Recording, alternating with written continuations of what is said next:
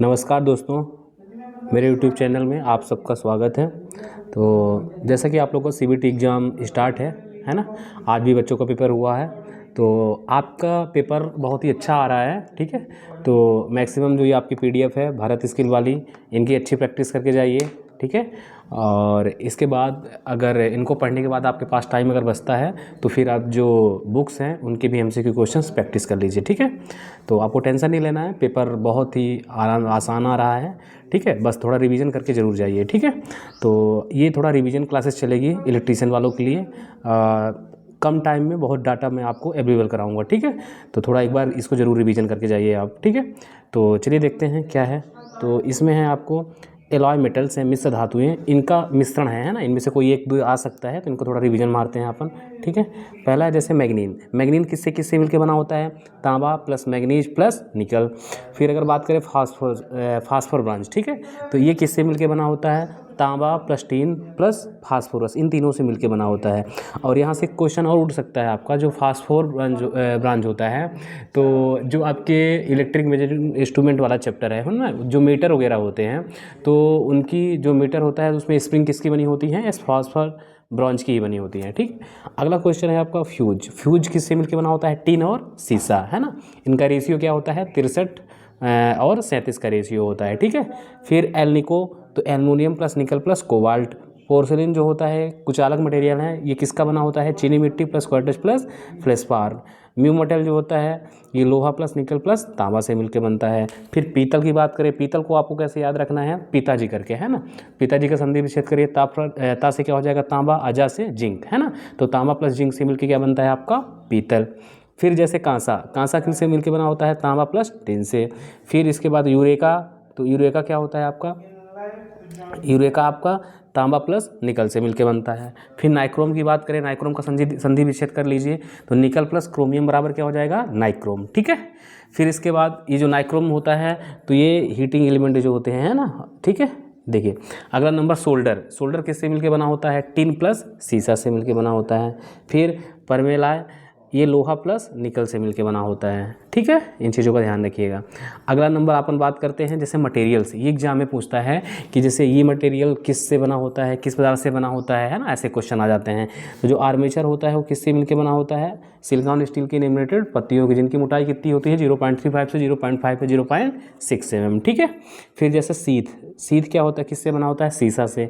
Armouring, GI, GI का पूरा नाम गैल्वेनाइज्ड आयरन, जीआई स्टील से मिलकर बना होता है। ठीक है, अर्थिंग कंडक्टर जो होता है तो जीआई से मिलकर बना होता है। बस बार जो होता है एल्युमिनियम का भी हो सकता है और कॉपर का भी हो सकता है। स्लिप रिंग किससे मिलकर बनी होती है? फॉस्फर ब्रांच या कॉपर की। ठीक है, और कम्यूटेटर खंड हाइड्रॉन कॉपर, मतलब कठोर कर्षित तांबा से मिलकर बना होता है। मशीन की बॉडी जो होती है किसकी बनी होती है?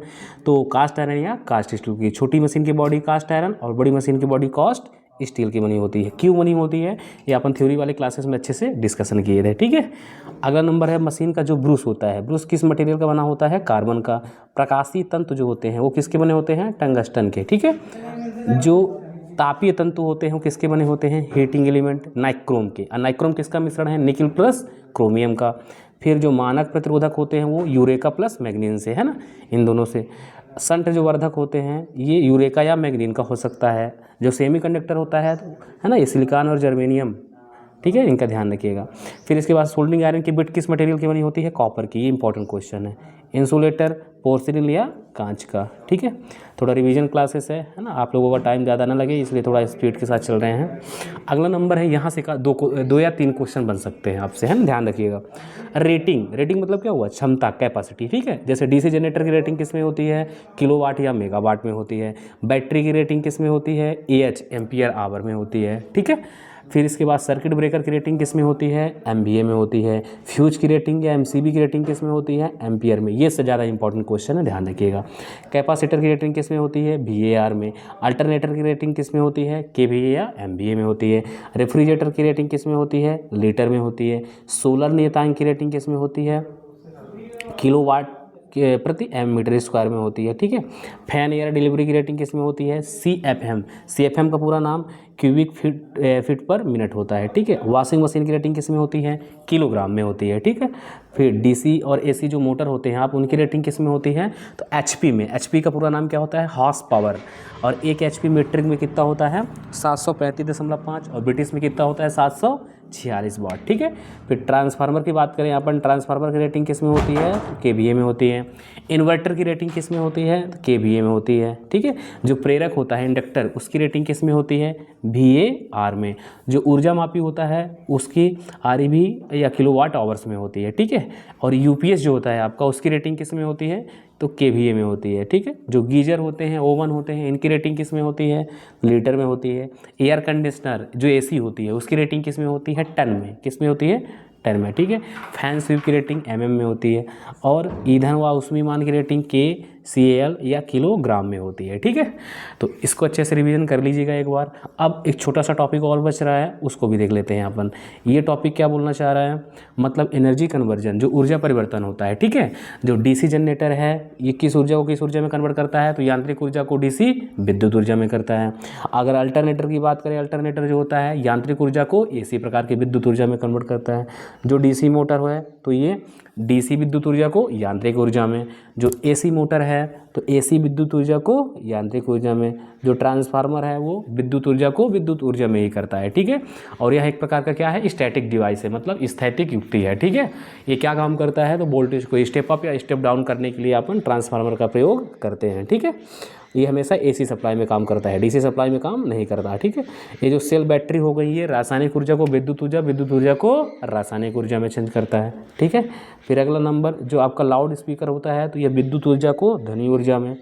जो सोलर सेल होता है ये प्रकाश ऊर्जा को विद्युत ऊर्जा में। जो लैंप होते हैं ये विद्युत ऊर्जा को प्रकाश ऊर्जा, है ना। जो हीटर होता है तो यह विद्युत ऊर्जा व को ऊष्मा ऊर्जा में। ठीक है। जो टेलीफोन होता है, माइक्रोफोन, वो ध्वनि ऊर्जा को विद्युत ऊर्जा में करता है। जो आपकी मोमबत्ती होती है वो रासायनिक ऊर्जा को प्रकाश ऊर्जा में कन्वर्ट करती है। ठीक है। तो ये आपकी रही रिवीजन क्लासेस। ठीक है।